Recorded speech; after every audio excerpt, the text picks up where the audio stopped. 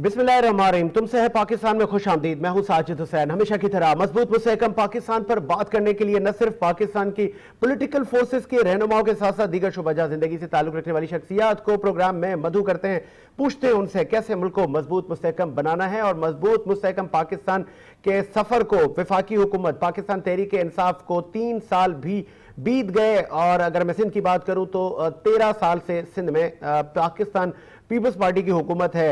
आज वफाकी हुकूमत ने 3 साल कारकर्दगी अवाम के सामने रख दी, तो इसको भी ऑपोजिशन जो पार्टीज हैं उन्होंने मुस्तरद किया। तो आम आवाम की भी मिली जुली राय थी। क्या आम आवाम को घर मिल गए? क्या आम आवाम को सस्ती दवाई से लेके अशिया खुर्दनोश मिल गई? किस तब्दीली का या किस चेंजिंग का वफाकी हुकूमत नारा लगा रही है?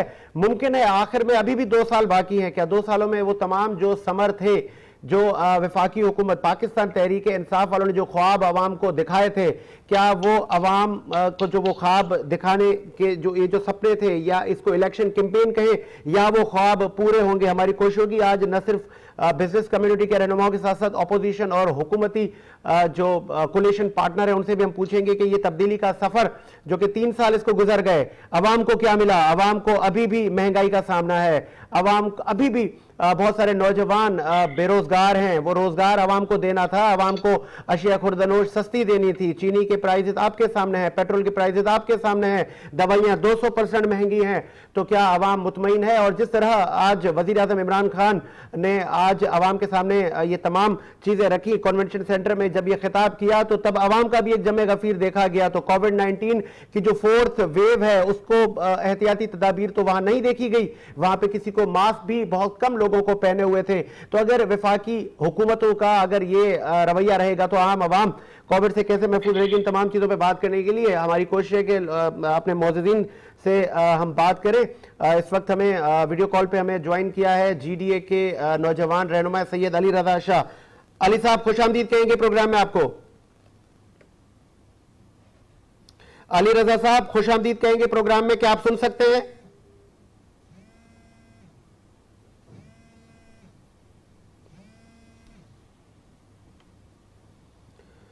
अली रजा साहब क्या आप सुन सकते हैं? जी हाँ, आ रही है। मेरी आवाज आ रही है आपको? जी बिल्कुल। अली रजा साहब 3 साल हो गए तब्दीली सरकार को और तब्दीली हुकूमत, और PTI हुकूमत का कहना है कि हमने आवाम को रिलीफ दिया है। तो आपको लग रहा है कि कितना रिलीफ दे गए? और आप उनके कोलिशन पार्टनर हैं।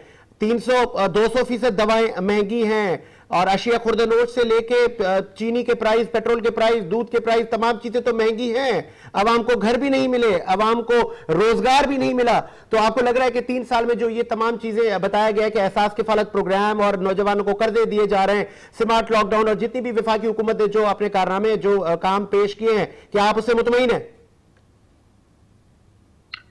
Thank you for having me Sajid भाई इन योर शो। और मैं अर्ज ये करना चाहता हूँ कि खान साहब की आज की जो तकरीर थी उसके हवाले से कुछ बातों पर इत्तफाक किया जा सकता है, और कुछ बातें जो ऐसी हैं जो मैं ये कहूँगा बड़ी माजरत के साथ कि एक फॉल्स होप्स जो होते हैं और दोबारा वो आवाम को दिखाए जाने के लिए ऐसा एक मजमा लगा देना जिस पे इतनी रश का मुजाहरा करना, ये क्या जो 3 साल कारकर्दगी थी ये ऐसे नहीं बताई जा सकती थी कि एक प्रेस कॉन्फ्रेंस के जरिए, मीडिया टॉक के जरिए खान साहब आवाम से मुखातिब हो जाते।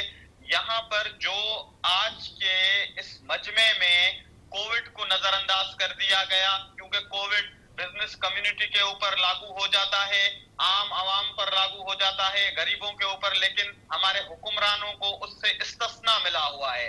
तो वहां पर जो सिचुएशन थी और आज का जो खर्चा, जो इतना बड़ा हजूम लगाने के बाद और गवर्नर सिंध से जो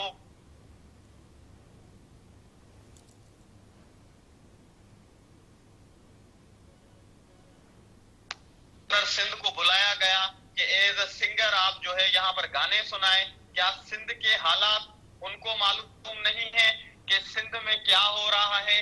और रही बात ये कि अभी भी सिर्फ खान साहब यही कहते रहे कि घबराना नहीं है, घबराना नहीं है। अगर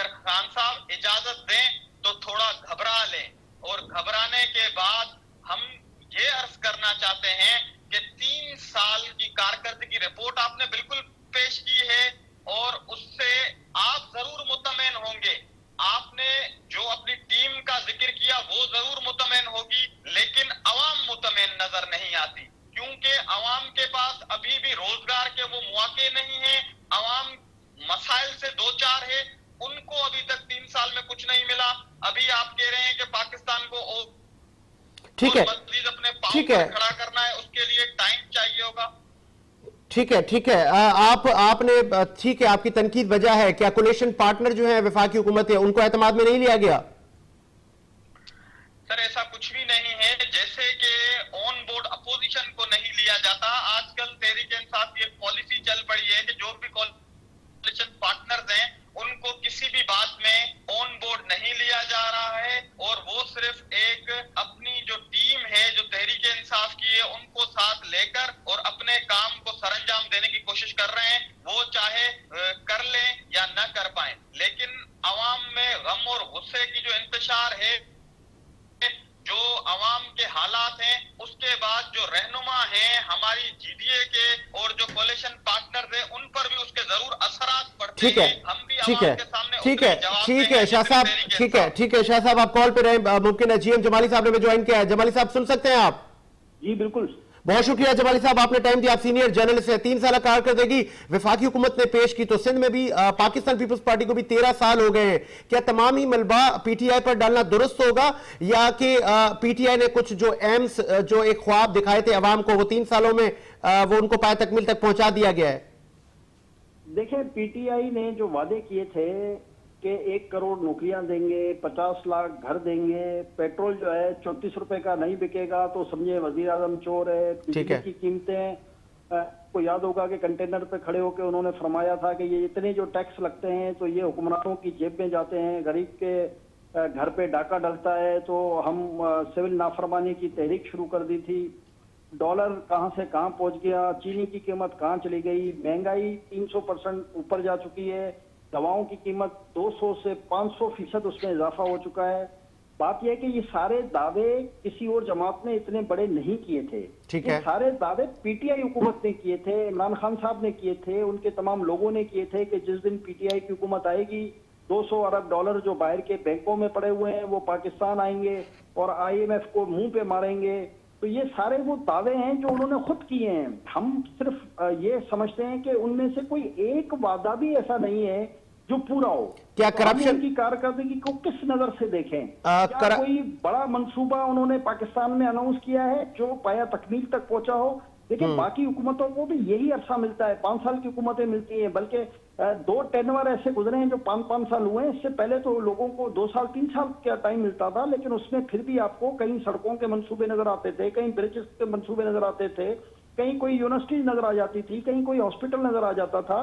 लेकिन 3 साल में हमें पब्लिक रिलीफ का कोई मंसूबा नजर नहीं आ रहा। अच्छा, ये जमाली साहब मुझे जमाली जीएम जमाली साहब इसमें भी रोशनी डालिएगा। जो इश्तिहारात आवेजा किए गए हैं और अपोजिशन की जानिब से उनको भी मुस्तरद किया गया है कि ये करोड़ों रुपए इश्तिहारात पर खर्च तो किए जा रहे हैं, अलबत्ता ग्राउंड पर ऐसा कुछ भी नहीं है। तो क्या अभी भी ये तमाम चीजें फेक हैं? आपने रिसर्च की है, आप इस पर रोशनी डालें, नजर आवाम को बताएं। देखिए, मैं तो सिर्फ ये जानता हूं कि जितने बुलंद व बांग दावे किए थे, चूंकि सच बात यह है कि मैंने खुद अपना वोट इमरान खान की तकरीरों से जिसको कहते हैं कि मानूस होकर अपना वोट भी पीटीआई को दिया था। लेकिन बात यह है कि कोई एक वादा जो इमरान खान साहब ने या उनके जितने लोग थे उस वक्त अपोजिशन में, जो माशाल्लाह, चूंकि ये अपोजिशन के बहुत अच्छे लीडर्स हैं, तकरीरें बहुत अच्छी करते हैं। आज भी अगर आप इनकी तकरीरें सुने तो ऐसा लगता है जैसे कोई अपोजिशन लीडर बात कर रहा हो। हम ये कह रहे हैं कि कोई एक मंसूबा ये खुद बता दें कि जी ये फला मंसूबा है जिसको हमने अपने 3 साल के आगाज में स्टार्ट किया था और 3 साल के इख्तिताम तक हमने इसको पूरा कर दिया, तो हम इनकी वाह करने को तैयार हैं। मेरी नजर में इनका एक मंसूबा भी अब तक ऐसा सामने नहीं आया जिसके लिए हम कह सकें कि ये मंसूबा पाया तकमील तक पहुंच गया। हाँ, लफाजी बातें बहुत अच्छी हैं जो सुनने में बहुत अच्छी लगती हैं। आज भी देखें कि अगर इमरान खान साहब ने गुज़िश्ता रोज जो बलूचिस्तान के किसी शायद शहर में कोई तकरीर की है या पंजाब के अस्पतालों में सेहत की सहूलत तक दस्तयाब नहीं है। अरे भाई, तो 3 साल आपको हो गए, अभी आपका काम है। अगर सहूलत दस्तयाब नहीं है तो ये आपको देनी है, आपकी हुकूमत है, इसमें किसी और को मौरूद इल्जाम नहीं ठहराया जा सकता। शुरू के 1 साल समझ में आती है कि चले नया बजट आता है, नए मसाइल होते हैं, नई चीजें होती हैं, आप काम नहीं कर सकते हैं, ब्यूरोक्रेसी की रुकावटें होती हैं, चेंजिंग होती हैं। अच्छा समझ में जमाली आती है साहब, शुरू का 1 साल। लेकिन उसके बाद तो एटलीस्ट ठीक है। आवाम को रिलीफ देने के लिए आप ये तो कहें ना कि जी हमने 50 लाख घरों का वादा किया था तो हमने 2000 घर दे दिए, हमने 1 करोड़ नौकरियों की बात की थी तो हमने 1000 नौकरी दे दी। कहीं तो कोई ये अपनी ठीक है चीज बताएं जी। कि हमने कहा था पेट्रोल 34 रुपए का हो जाएगा तो आज पेट्रोल देख ले 122 रुपए की हद क्रॉस कर रहा है। ठीक है इसी तरह जी, ठीक है आप तमाम चीजों की तरफ चले जीएम जाएं, जमाली खाने साहब, पीने की अशिया की तरफ चले जाएं, आपको वो महंगाई 200 से 500 गुना इजाफी मिलेगी। ठीक है जीएम जमाली साहब, जरा तवक्कुफ। ठीक है, आपने ये कहा, ठीक है, क्या ये जो आईनी इस्लाहात हो रहे हैं और इलेक्ट्रिक वोटिंग मशीन वफाकी हुकूमत मुतारिफ करवा रही है, तो आपको नहीं लग रहा कि चलो एक विल तो है, मुमकिन है कि 2 सालों में कुछ ना कुछ जो प्रोजेक्ट हैं वो पाया तकमील तक हो, और ये जो ई वोटिंग की बात चल रही है, इलेक्ट्रॉनिक वोटिंग मशीन लाई जा रही है, मुतारिफ करवाई जा रही है, ऑपोजिशन इसको मुस्तरद कर रही है, आपको लग रहा है कि इस बार जनरल इलेक्शन इसी मशीन के थ्रू होते हुए नजर आ रहे हैं आपको? देखें, एक बिल्कुल मुझे याद है कि एक जमाने में जब गवर्नर थे इशरत लिबास साहब सिंध में, तो आपको याद होगा कि एमडी साइट के ऑफिस में एक कुरानंदाजी की गई थी जिस इलेक्ट्रॉनिक मशीन की आप बात कर रहे हैं इससे, और कुछ साइट के प्लॉट्स थे जो एक ही खानदान को तकसीम कर दिए गए थे, और जब कावल जी ने उसके ऊपर डॉन में एक आर्टिकल लिखा तो ये स्कैंडल बाहर आया कि ये सॉफ्टवेयर जो है वो खुद ऐसा तरतीब उसकी ऐसी बनाई गई कि वो खुद ही एक ही खानदान को जिनको प्लॉटों से नवाजना था वो नवाज दिया गया। अच्छा। तो हम इस वक्त इस बहस में जाने से पहले हम बात कर रहे हैं कि अवाम को रिलीफ क्या मिला, इन 3 सालों में आपकी मेरी क्या मुश्किलात हल हुई। इन 3 सालों का जब मैं जायजा लेता हूं तो 7000 से ज्यादा मीडिया वर्कर्स और साथी बेरोजगार हो गए हैं। जब हम 3 साल का मवाजना करते हैं तो मीडिया इंडस्ट्री इस वक्त कहते हैं कि मीडिया से वाबस्ता लोग बेचारे मुख्तलिफ जगहों पे पकोड़े बेचते हुए आपको मिलेंगे, मीडिया इंडस्ट्री के लोग आपको मुख्तलिफ बेकरियों दुकानों पे काम करते हुए मिलेंगे। हम अगर सिर्फ अपनी इंडस्ट्री की बात करें, इसी तरह जब हम ओवरऑल बात करते हैं और महंगाई की जब सिचुएशंस की बात करते हैं तो वो एटलीस्ट 200 से 500% इंक्रीज हो चुकी है। हमें उम्मीद थी कि हमें, चूंकि उनकी जो तकरीरें थी वो इतनी जबरदस्त होती थी कि हम जैसे लोग भी उन तकरीरों में फिसल गए या जो भी ख्वाब जो उन्होंने दिखाए थे हम उन ख्वाबों की ताबीर को ढूंढने में लग गए। लेकिन अगर हम ग्राउंड रियलिटी की बात करते हैं तो 1% भी ऐसा नहीं अब तक हुआ 3 सालों में। अब आगे हो तो ये अल्लाह को पता और इन हुक्मरानों को पता, लेकिन हम 3 साल की अगर बात करते हैं तो मेरी नजर में, जाती नजर में ऐसा कोई प्रोजेक्ट नहीं है जिसके लिए मैं पीटीआई की तारीफ करूं कि अवाम को रिलीफ पहुंचाया गया। आप आटे की कीमत देखें, चीनी की कीमत देखें कि कितना परसेंट आज भी आटा 20 रुपए महंगा हो गया है। अब आप बताएं कि गरीब आदमी, पहले आपने रोजगार छीन लिया, फिर ये कोविड की वजह से और मसाइल क्रिएट हो गए, फिर आप कोई रिलीफ देने में नाकाम हो गए। चीनी देखें आप 67 रुपए की केजी फरोख्त हुआ करती थी, जो आज 110, 12, 15 डिफरेंट जगहों पे डिफरेंट उसका। ठीक है। तो आप गरीब आदमी को सोचिए, आप कुकिंग ऑयल को देखें कि हम कहाँ 165 रुपए केजी लेते थे, आज कहाँ वो 550 रुपए केजी तक पहुंच गया है। ठीक है, बहुत शुक्रिया जीएम जमाली साहब, आपने अपना मौक़िफ़ पेश किया। शाह साहब, आप और इंक्लूडिंग एमक्यूएम पाकिस्तान, क्यों आप फिर इस हुकूमत का हिस्सा हैं? अगर आपको इतनी ही रिजर्वेशन है इस हुकूमत के खिलाफ, आप कह रहे हैं कि हमें एतमाद में भी नहीं लिया जाता, और तनकीद भी आप कर रहे हैं कि ठीक है वो महंगाई में भी कमी ना ला सके, तो आप लोग तो उनका हिस्सा हैं, आप तो हुकूमती बेंचों पर बैठे हैं। शाह साहब, ये दोहरा मयार नहीं है? अली रजा शाह साहब, क्या आप सुन सकते हैं? इसमें गुजारिश ये है कि जी मैं यही कहना चाहता हूं कि इसमें हम जो है, हमारी अभी पार्टी की मीटिंग्स हैं तो उसमें हमारी जो भी रिजर्वेशंस हैं वो इंटरनली तौर पर पार्टी के मामलात हैं, उन पर गौर विचार हो रहा है और जो भी फैसला होगा वो आप सब दोस्तों के सामने आ जाएगा। लेकिन मैं कहना यह चाहता हूं कि खान साहब को भी उसमें ये देखना पड़ेगा कि जो उनके अलायंस में शामिल हैं तो वो कोई भी जमात हो को कम से कम ऑन बोर्ड लिया जाए, एतमाद में लिया जाए। हम अपोजिशन में नहीं है कि वो जैसे इतना बड़ा एक आज मजमा लगाने के बाद वो पहले कहते थे कि फजूल खर्चियां नहीं होंगी और उनके मिनिस्टर्स इतने मराद नहीं लेंगे, वो तो वही जो सारी सिस्टम था वही पुराना चल रहा है, लेकिन उसके बावजूद वो पुराने सिस्टम पर तनकीद भी आज भी कर रहे हैं, पहले भी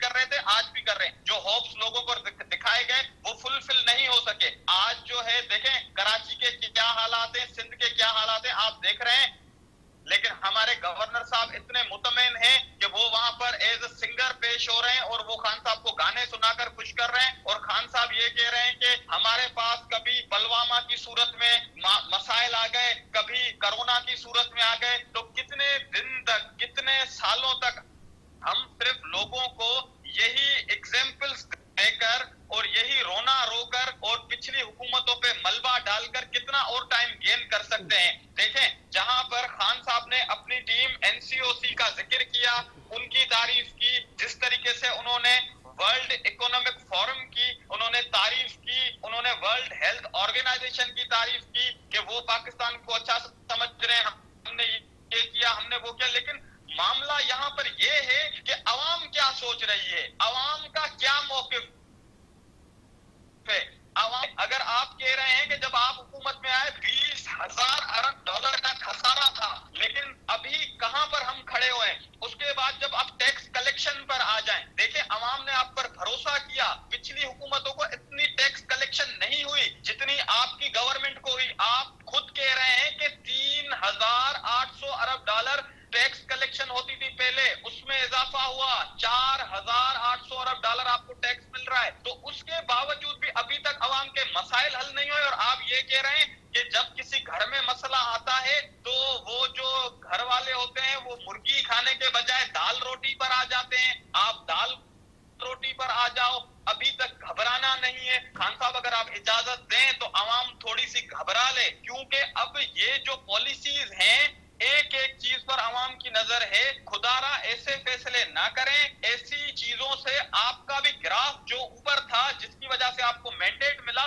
वो दिन ब दिन नीचे आ रहा है। आपकी टीम के आगे बिल्कुल आप अच्छे होंगे, आपकी टीम जाहिर सी बात है, कैबिनेट है, मिनिस्टर्स हैं, वो आपके साथ बैठे, गवर्नर्स हैं, चीफ मिनिस्टर्स हैं, वो आपकी नेकियां करेंगे। लेकिन ग्राउंड रियलिटी पे क्या हो रहा है, जहां पर अगर आपने अपने जो भी होप्स लोगों को दिखाई, ड्रीम्स दिखाए, वो अगर पूरे नहीं हुए, वो फुलफिल नहीं हो सके, तो उसके बाद अभी तक ठीक है, होप्स लोगों को कितने दिखाएंगे। ठीक है, ठीक है, पीरियड शॉर्ट है, टाइम आप टाइम पीरियड, ठीक है, कर रहे हैं, लेकिन अभी तक आप ई वोटिंग सिस्टम ला नहीं पा रहे हैं, जिसकी वजह से फिर वही ठप्पा माफिया हम पर काबिज होगा। हम कहां जाएंगे, किस तरीके से हम मैसेज कर रहे हैं, ठीक है, इसको, और सैयद आवाम में और सब्र नहीं है। आप कहते हैं ये बहादुर और दिलेर कौम है जो सब्र कर रही है, दिलेरी से मुकाबला कर रही है, कितना करेगी, कितना सब्र करेगी, ठीक है, कितने, ठीक है। मैं सैयद अली रजा, सैयद अली रजा साहब, मैं आपके जज्बात और आवाम के जज्बात में अंडरस्टैंड कर रहा हूं, तो फिर आप उस हुकूमत का हिस्सा क्यों हैं? मेरा फिर वही सवाल है, आप अगर इतनी शिकायतें आपको हैं पीटीआई हुकूमत से, तो आप हुकूमती बेंचों से आप उठ जाएं और सिंध में आके आप पीपल्स पार्टी के साथ बैठ जाएं, या आप न्यूट्रल रहें। देखें, गुजारिश ये है, बिल्कुल आपका मौक़िफ़ अपना हो सकता है, आप बिल्कुल अपनी जगह पर अपनी राय देने के हक रखते हैं, इज़हार की आजादी बिल्कुल दे सकते हैं। लेकिन यहाँ पर ये कहना कि जहां पर हम तनकीद इसीलिए कर रहे हैं, रिजर्वेशन इसीलिए शो कर रहे हैं कि 3 साल में अवाम को उनके हकूक नहीं मिले, तो हम उस जमात के साथ सिंध में कैसे बैठ जाएं जो 15 साल, तकरीबन 13 साल सिंध में, 5 साल पहले फेडरल में अवाम के हकूक खा चुकी है। उसके साथ हम नहीं मिल सकते, क्योंकि उन्होंने भी कोई अवाम को रिलीफ नहीं दिया। जहां तक हमारी रिजर्वेशन है, तहरीक इंसाफ के फॉर्म पे भी हम उठाएंगे। उसके अलावा हमारी जो जीडीए की, ग्रैंड डेमोक्रेटिक लाइंस की इंटरनल पार्टी मीटिंग होगी, उनमें भी हम बताएंगे, उनमें भी। और अगर ये फैसला हुआ तो हम हट सकते हैं, बिल्कुल तहरीक इंसाफ से राहें जुदा कर सकते हैं, क्योंकि हमें अवाम का सोचना है, अवाम के पास कल जाना है। जैसे खान साहब जनरल इलेक्शन में जाएंगे, वैसे हम जाएंगे। तो हर चीज को मद्देनजर रखते हुए कोई इस वक्त ये फैसले करने के, ये ऐसे हमारे पास हम दोराहे पर आकर खड़े हुए हैं कि हमें कुछ न कुछ फैसला करने की जरूरत है, क्योंकि अवाम अब हमें देख रही है और हमें उनको कुछ डिलीवरेंस भी देनी है, ताकि उनकी जो मरहम है, हम उनके जख्मों पर मरहम लगा सकें। ठीक है, बहुत शुक्रिया सैयद अली रजा, आपने हमें टाइम दिया। ब्रेक का मुझे कहा जा रहा है, एक ब्रेक लेते हैं, ब्रेक के बाद हाजिर होते हैं।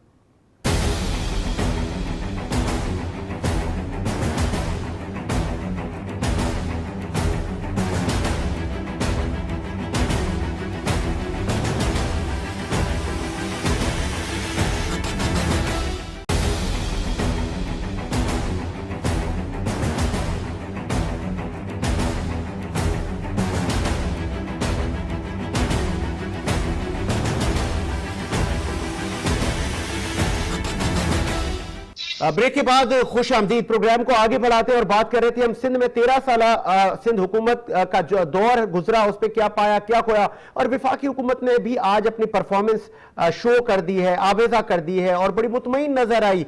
कोविड की 4th वेव को भी नजरअंदाज वहां पर किया गया। तो बिजनेस कम्युनिटी में क्या खुशी की लहर है? क्या वो जो वादे थे वो वफा हो गए? हफीज अजीज साहब ने हमें ज्वाइन किया है। आप बिजनेस कम्युनिटी की मोतबर शख्सियत हैं और सीपीएलसी के चीफ भी हैं। बहुत शुक्रिया हफीज अजीज साहब, आपने टाइम दिया। Thank you. हफीज साहब, आप कितने मुतमईन हैं, बिजनेस कम्युनिटी कितनी मुतमईन है? कोविड के बाद एक इकोनॉमिक क्राइसिस को हम फेस कर रहे थे, इंडस्ट्री का पहिया बैठ गया था, महंगाई की शरह में इजाफा हुआ, बहुत सारे छोटे बड़े ताजरों को इस पे मतलब मायूसी थी।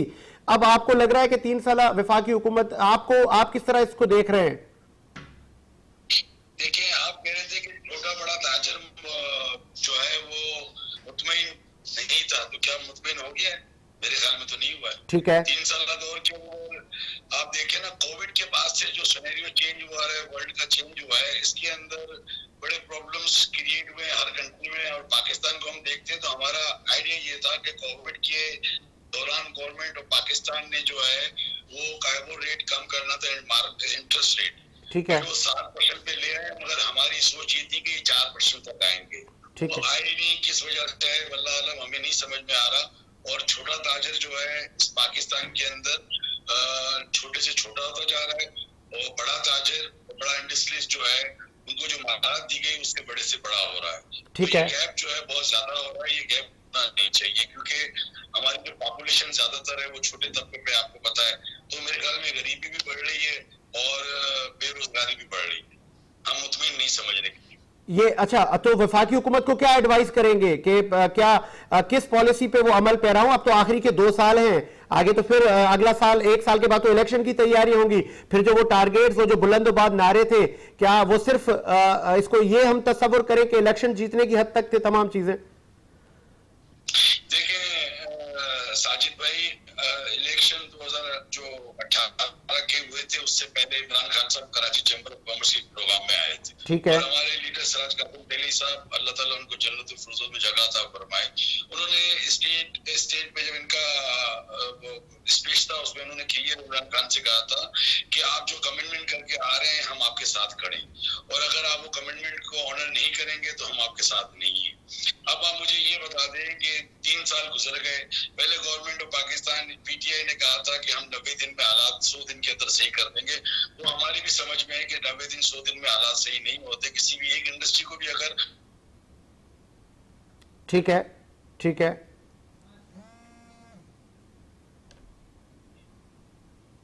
इसके बावजूद 3 साल बहुत ज्यादा होते हैं। मैं 90 दिन को छोड़ दें, 90 दिन ठीक है, को छोड़ दें, ठीक है, अगर आप 3 साल को देखें तो ठीक है। 3 साल के अंदर जो उनको करना चाहिए था, अचीवमेंट करनी थी, वो कर नहीं सके। ठीक है हफीज, 2 साल के बाद भी ये कर नहीं सकेंगे।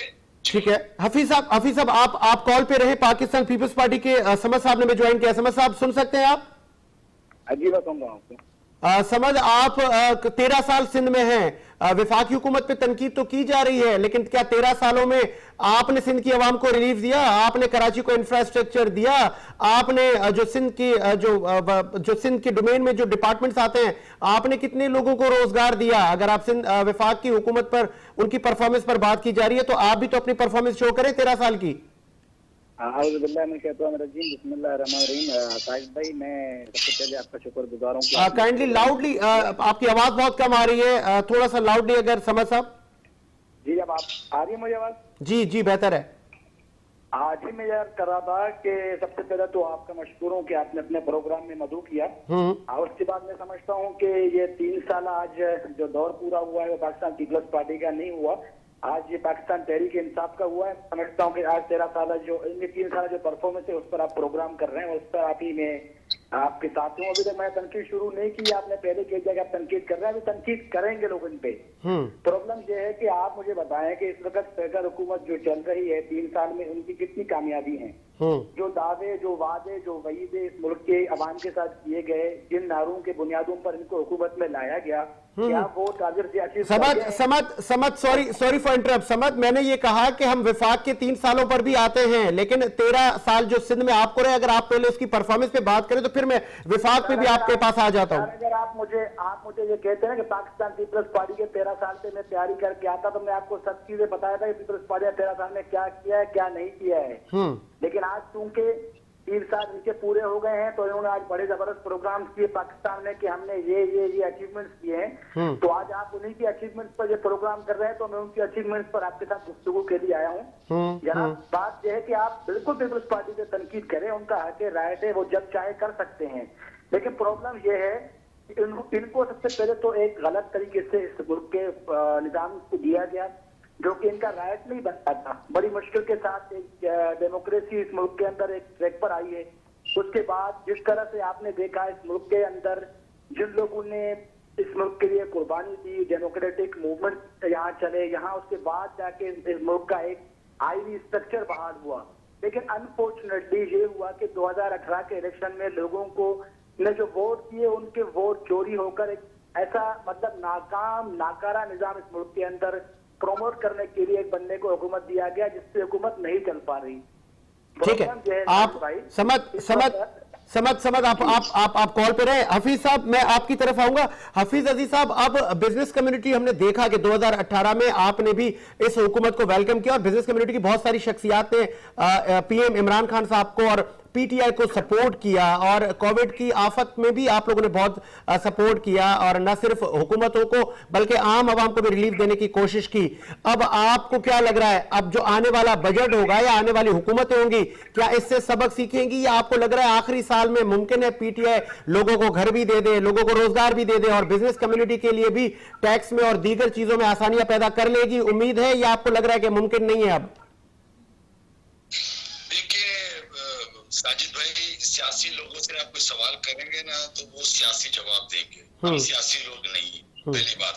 और हम और आप हमेशा से देखते हैं कि लास्ट ईयर जब जिस गवर्नमेंट का होता है वो रिलीफ बहुत देता है, बट जो टैक्सेस के रिलेशन जो है ना, रिलैक्सेशन जो है ना, वो गवर्नमेंट इसलिए नहीं दे सकेगी कि उसमें आईएमएफ का किरदार है। आप बात समझे थोड़ा सा, वो मुझे नहीं लगता कि वो दे सके। ठीक है, अब अगर आप मुझे 13 साल का पूछते ना अगर, तो मैं कहता कि आप 13 साल के अंदर अगर आप 2008 से आज तक देख लें, ये पीपल्स पार्टी इस गवर्नमेंट में है, क्या कोई जी शऊर आदमी, कोई भी जिसका कोई पॉलिटिकल ताल्लुक ना हो, वो क्या सिंध गवर्नमेंट की तारीफ करेगा? मैं तो नहीं करूंगा। मैं तो कहूंगा मेरा शहर जो है खंडर बन चुका है, मेरा इंफ्रास्ट्रक्चर बर्बाद हो चुका है, मेरे इधर कचरों के ढेर लगे हुए हैं। तो क्या 13 साल को मैं मवाजना करने जाऊं पीटीआई से? तो देखिए, आपको मवाजना फिर उन लोगों से करना पड़ेगा जो पीटीआई की सूबाई हुकूमत में, जैसे कि आप पंजाब ले लें, केपीके में ले लें, वो आपको ग्राउंड लेवल, देखिए कोई चीज जो ग्राउंड पे मुझे नजर नहीं आएगी मैं उसकी तारीफ नहीं करूंगा। और जिसने अच्छा काम किया ग्राउंड लेवल पे आपको, मुझे, पब्लिक को, आम पब्लिक को जो पता चलता है काम हो रहा है, तो वो बिल्कुल उसकी तारीफ करेगा, चाहे उसका ताल्लुक पीटीआई से हो, चाहे उसका ताल्लुक पीपल्स पार्टी से हो। मगर मैं ये कहूंगा, सिर्फ लॉ एंड ऑर्डर का जो इशू हुआ था, उसमें ऑपरेशन क्लीन अप जो हुआ था कराची के लेवल पे, उसके अंदर हालात अच्छे हुए थे, मगर उसके अंदर भी कुछ और प्रॉब्लम थे। वो नवाज शरीफ के दौर में हुए थे, सिंध की गवर्नमेंट पीपल्स पार्टी की थी और बल्दियाती गवर्नमेंट एमक्यूएम की थी, और उसी बिहार पे एक दूसरे पे डाला गया था, और उसी बिहार पे ऑपरेशन क्लीनअप हुआ था। वो हालात अच्छे हुए, मगर कराची के अंदर दिल जो है स्ट्रीट क्राइम बहुत ज्यादा बड़ा हुआ है, सिस्टम बहुत खराब हुआ है, रिश्वत का बाजार बहुत गर्म है और इंफ्रास्ट्रक्चर बर्बाद हो रहा है। क्या आपको फील है? मुझे तो चले, आपने आज लिया, आप तो रोज लोगों से बात करते हैं, हर सोसाइटी में, हर एसोसिएशन में, हर पार्टी से बात करते हैं, क्या आपको फीलिंग है कि कराची के अंदर खास तौर पे और सिंध के अंदर क्या करप्शन खत्म हो गई है? क्या इंफ्रास्ट्रक्चर बहुत अच्छा बन चुका है? किसी एक शहर की मिसाल दे दीजिए मुझे, क्या हैदराबाद की दे दे, चक्कर की दे दे, कराची की दे दे, अब किसी की तो दे दे। क्या लोग समझते नहीं है, चिंतते नहीं है? आप मुझे बताइए कि चिंची आज भी चल रही है, ना हमारे पास ट्रांसपोर्ट है, ना हमारे पास पानी है, ना हमारे पास बिजली है, ना हमारे पास रोड्स है, हमारे पास स्ट्रीट क्राइम बढ़ा हुआ है। तो अब बाद में तारीफ करें किसकी? क्या खलाई मखलूक आएगी उसकी तारीफ करें? फिलहाल तो मैं किसी की तारीफ करने के काबिल इसमें नहीं हूँ और कर भी नहीं सकता कि ये बात गलत हो जाएगी। लास्ट में नहीं है। लास्ट आपसे सवाल हफीज अजीज साहब, क्या आप वफाकी हुकूमत के 3 साल जो इन्होंने बातें की थी, ये मतलब अगर हम बाकी हुकूमतों को हम एक साइड पे रखे, वफाकी हुकूमत जो वादे, जो बातें, जो नारे लगाकर अवाम में उतरी थी और अवाम ने उनका एहतराम किया, पीएम साहब की सुनी और उनको मैंडेट दिया, क्या ये जो आज तकरीब कन्वेंशन सेंटर में हुई, जिसपे सिंगर भी वहां पे बुलाए गए और पीएम साहब काफी खुश नजर आए, क्या आप बीइंग अ बिजनेसमैन आपको लग रहा है कि वो खुशी सही मनाई जा रही थी, वाकई वो तमाम समर अवाम को मिल गया या नहीं मनानी चाहिए, मतलब आप मुतमईन नहीं है? सर देखिए, बात ये कि वही बात आ गई सियासी हर कोई अपनी बात को कभी भी गलत नहीं कहेगा, वो उनकी मजबूरी है क्योंकि उनको आइंदा भी इलेक्शन नजर आ रहा है। मगर कहने का मतलब ये मेरे सर कि आप देखें, ये तो आप फैसला कर लेना। मैंने तो आपसे थोड़ी देर पहले कहा था कि आप तो हर लोगों से बात करते हैं, क्या वाकई में ऐसा हुआ है? ऐसा नहीं हुआ है। और अगर कोई मदीना की रियासत वाला झूठ बोलता है तो हमारे नबी सल्लल्लाहु अलैहि वसल्लम का कौल है कि मेरा उम्मती झूठ नहीं बोलेगा। मैं तो इतना कहूंगा, झूठ बोलना भी बहुत बड़ा गुनाह है, खासतौर पर हमारी उम्मत, हमारे नबी ने जो हमें सल्लल्लाहु अलैहि वसल्लम ने कहा था उसके हिसाब से। मगर मैं दोनों गवर्नमेंट का कसूरवार 18 अमेंडमेंट के बाद आप देख लें, सिंध का, और मैं सिंध का रहने वाला हूँ, कराची का रहने वाला हूँ, हमारे साथ बहुत बड़ी ज्यादती हो रही है, बहुत बड़ी बिजनेस कम्युनिटी के साथ, आम पब्लिक के साथ बहुत बड़ी ज्यादती हो रही है। और अगर ये 13 साल में कुछ नहीं दे सकते, वो 3 साल में कुछ नहीं दे रहे, 2 साल बाद वो फिर वही, वो क्या नारा लेके जाएंगे? क्या वो पता क्या नारा लेके जाएंगे? वो बोलेंगे इससे पहले गवर्नमेंट ने इतना कराची को, पाकिस्तान को बर्बाद किया हुआ था, ये क्या हुआ था, हमको तो 5 साल उसी में लग गए, अब हमें दे दो, हम उसको जो है ना पटरी पे ले जाएंगे। तो ये बात तो समझ में, आप और हम समझदार लोग बैठे हैं, ऐसा नहीं होता। ठीक है, बहुत शुक्रिया हफीज अजीज साहब, आपने टाइम दिया। समद, मुमकिन है आप मौजूद हैं और आप तमाम डिस्कशन सुन रहे होंगे, मुझे बताएंगे कि आप जिस तरह तनकीद कर रहे हैं, और नॉट ओनली ऑपोजिशन, दीगर शोबाजात भी तनकीद भी कर रहे हैं, अप्रिशिएट भी कर रहे हैं, मतलब बिलाजुला रद्द अमल है, लेकिन पाकिस्तान पीपल्स पार्टी तनकीद एक तरफ, लेकिन पीडीएम से तो सबसे पहले आप हटे थे। अगर आपको ये हुकूमत पसंद नहीं थी, आपने कहा कि हमने डेमोक्रेसी को बचाना है, तो फिर इस हुकूमत को चलने देना है, तो ये दोहरा मयार नहीं है पाकिस्तान पीपल्स पार्टी का? देखिए साहिब भाई, मैं अपने कुलीग की आवाज से नहीं सुन पा रहा था कि वो किस क्या बातें कर रहे थे, लेकिन देखें बात यह है कि आप जहां पीडीएम की बात कर रहे हैं और पाकिस्तान पीपल्स पार्टी ने कुछ इश्यूज की बुनियाद पर पीडीएम से अलहदा हुआ है, और पाकिस्तान पीपल्स पार्टी शायद कुछ चीजों को देखते हुए अलहदा हुआ था कि शायद कुछ कुव्वतें जो कि चाहते थे कि इसी तरह से मुल्क के अंदर एक सियासी अनारकी पैदा किया जाए और सिस्टम को जो है वो डिरेल किया जाए। उस सिस्टम को बचाने के लिए वाकईतन पाकिस्तान पीपल्स पार्टी ने जो है वो पीडीएम से अलहदा होने का फैसला किया। उसमें हमारे अपने यकीनी तौर पर इंटरनल इशूज होंगे। इसका मतलब ये कि पाकिस्तान पीपल्स पार्टी ने पीडीएम से अलहदा होकर हुकूमत को सपोर्ट किया है, ऐसी कोई बात नहीं है। जो आपके रीजनल इशूज है इस वक्त, अफगानिस्तान का एक कॉन्सेप्ट आपके सामने है, इन हालात में अगर खुदा न खासा इस मुल्क के अंदर जमहूरियत की डीरेल होती तो शायद ये जो काला माथे पे हमारा जो कालक लग जाती, वो शायद मैं समझता हूँ हम पाकिस्तान पीपल्स पार्टी के कारकुन और हमारी क़यादत कभी भी अफोर्ड नहीं कर सकती है, जिसकी बुनियाद पर हमने जमहूरियत की खातिर इस मुल्क की आइन के बचाने की खातिर जो ये फैसला किया था। लेकिन मैं इनकी जो 3 तो आपका वो फैसला, समद साहब, वो आपका फैसला आपको लग रहा है कि सही किया आपने फैसला? अगर वहां पे इंतखाबात या जो वोट ऑफ नो कॉन्फिडेंस की तब बात चल रही थी, अगर वो होता तो मुमकिन है कि कुछ भलाई होती, कुछ बेहतरी होती, बजाय आप सिर्फ तनकीद कर रहे हैं। तो ये तनकीद एक तरफ हुकूमत को, वो कहते हैं ना कि कांधा भी कहीं से दिया जा रहा है, कहीं से सपोर्ट भी किया जा रहा है, कहीं ऐसा तो नहीं है कि पाकिस्तान पीपल्स पार्टी बैकडोर मतलब सपोर्ट करती है इस हुकूमत को, वो समझती है कि हुकूमत सही है? नहीं, ऐसी कोई जो है वो सूरत हाल बिल्कुल नहीं है कि पाकिस्तान पीपल्स पार्टी कभी भी इस हुकूमत को सपोर्ट करेगी। हाँ, पाकिस्तान पीपल्स पार्टी की क़यादत में फ्लोर ऑफ द हाउस से बिल्कुल अर्लियर डेज में उनकी हुकूमत आई थी, बहुत सारे शोर और शराबे चल रहे थे, बहुत सारे एहतजाज हो रहे थे, उसके बावजूद बड़े दिल का मुजाहरा करते हुए इनको हमने ये कहा कि आए इस मुल्क की मुश्किलात के खात्मे के लिए हम फ्लोर ऑफ द हाउस बैठकर कुछ चीजों के बारे में डिस्कस करते हैं और सियासी हल इनका निकालते हैं। बिल्कुल यहाँ की बात किया जाए कि मुल्क की मसाइल को देखते हुए, मुल्क की सालमियत को देखते हुए, और आज जो आपका रीजनल इश्यूज चल रहे हैं जिसमें सबसे ज्यादा जो कॉन्फ्लिक्ट अफगानिस्तान का रिफ्लेक्ट कर रहा है वो पाकिस्तान को कर रहा है, इन सूरत हाल में अगर हमने कोई सियासी फैसला किया है तो वो मुल्क की बका की खातिर किया है, किसी पाकिस्तान तहरीक इंसाफ के हुकूमत की खातिर नहीं किया है। अगर कोई समझता है तो मैं समझता हूँ वो शायद हालात हाजिरा और आज की सियासत से जो है वो नजर नहीं रखता। हालात हाजिरा के मुतल्लिक उनको सियासत के बारे में शायद कोई ज्यादा, या इंटरनेशनल इशूज जो चल रहे हैं उनके बारे में कोई इल्म ज्यादा नहीं है। वो लोग कह सकते हैं कि ये शायद पीपल्स पार्टी ने हुकूमत को सपोर्ट किया है। हुकूमत को सपोर्ट नहीं किया है हमने अपना एहतजाज तो आज भी जारी रखा है। आज भी हम फ्लोर ऑफ द हाउस इनका मुकाबला करते हैं, इनके जो गलत पॉलिसीज है उनको हिट करते हैं। लेकिन हम ये कहते हैं कि जो इस मुल्क का एक तरतीब है चेंजिंग का, हम वो चाहते हैं। हम ये चाहते हैं कि इलेक्शन रिपोर्ट होने चाहिए, मुल्क के अंदर जो वोट लेता है उसको हुक्मरानी का हक मिलना चाहिए, जो इस मुल्क के अंदर अवाम के एतमाद पर पूरा उतरता है उसको पूरा उतरना चाहिए। ठीक है, इसमें ठीक है समझ साहब, वफाकी वुज़रा, इस हुकूमत के वफाकी वुज़रा स्पेशली शेख रशीद, फवाद चौधरी और दीगर उस वक्त भी यही कह रहे थे कि पीडीएम से हमें कोई खतरा नहीं है, ये जो इत्तेहाद है ये गैर फितरी है, ये इनके गुब्बारे से हवा निकल जाएगी, हुकूमत को कोई खतरा नहीं है, और जो उन्होंने कहा वही हुआ।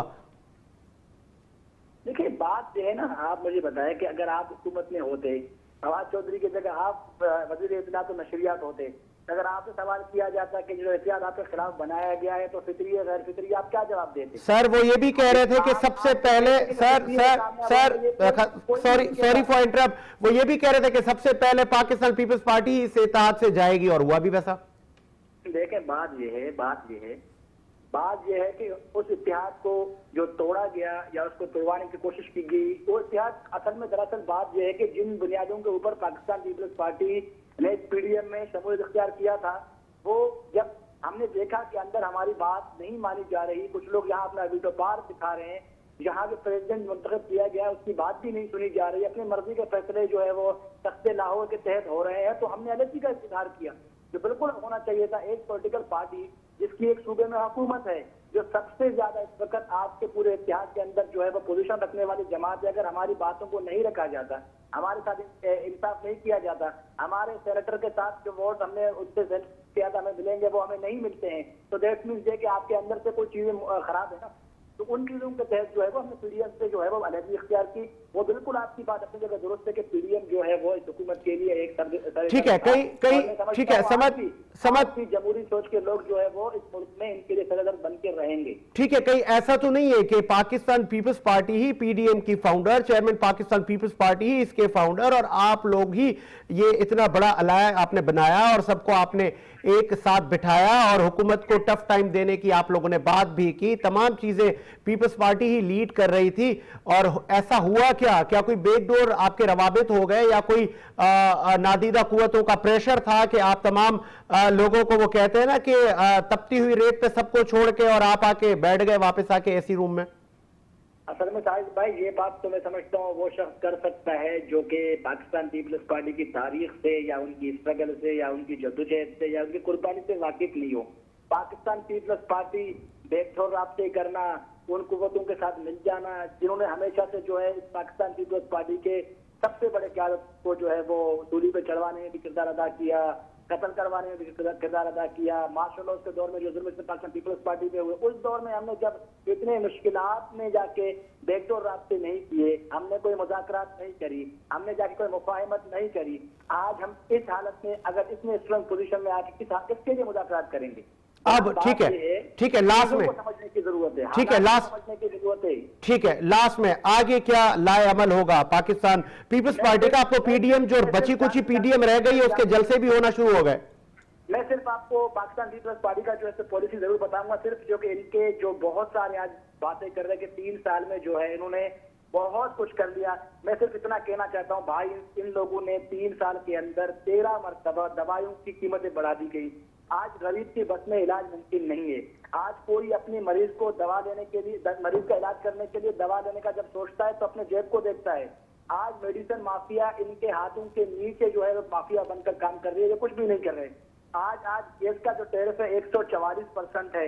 आज पेट्रोल की कीमतें जो है वो 36 रुपए पर लीटर इसके दौर में बढ़ गई हैं।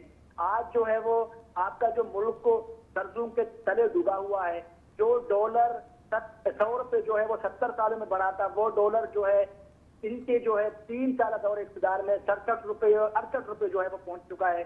आप मुझे बताएं कि ये लोग कह रहे हैं कि हम कामयाब है, ये लोग आज कामयाबी के दावे कर रहे हैं, इनको शर्म आनी चाहिए। ये कहते हैं कि कितने कामयाबी चल रहे हैं। आज मैशियत तबाह है, आज मुल्क के हालात तबाह है, आज आपका जो सियासी हालात जो इस मुल्क के अंदर बड़े मुश्किल से पैदा हुए थे वो अदम इस्तेकाम का शिकार है। आप किधर अपने आप को खड़े हो कह रहे हो कि हम बेहतर हैं?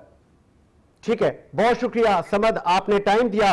और वफाकी हुकूमत जिस तरह आज तमाम जो लोग बुलाए गए और न सिर्फ सिंगर बल्कि दीगर सूबों से भी लोग कन्वेंशन सेंटर में बुलाया गया और पीएम साहब खुद वहां बैठे थे, हजारों की तादाद में मजमा था, कोविड भी नजरअंदाज कर दिया गया। और जिस तब्दीली का वहां पे जिक्र हो रहा था, जो तमाम चीजें बताई जा रही थी, क्या अमली तौर पर आम आवाम को क्या वो रिलीफ मिला, क्या आम आवाम को नौकरियां मिली, क्या आम आवाम को ये जो घर दिए जा रहे थे या इंफ्रास्ट्रक्चर का निजाम तब्दील किया जा रहा था, मेगा प्रोजेक्ट लाए जा रहे थे, लाखों डॉलर पाकिस्तान में आ रहे थे, करप्शन का जो पैसा वसूल किया गया था, ऑपोजिशन और दीगर जो रहनुमा जिन पर केसेस चल रहे थे, वो पैसा कहां गया? मुल्क में पैसे की रेलफेल होनी थी, लेकिन महंगाई की शरह में 100 गुना इजाफा होता हुआ नजर आ रहा है। आगे ये ऊंट किस करवट बैठेगा, क्या वाकई आखिरी साल में कोई इनकलाब आएगा और जो ये बातें की गई है वो समर आवाम तक भी पहुंचेगा? इसी उम्मीद के साथ कि मेरा मुल्क शादो आबाद रहे। साजिद हुसैन को इजाजत दीजिए, मुलाकात होगी नए प्रोग्राम के साथ। अल्लाह हाफिज।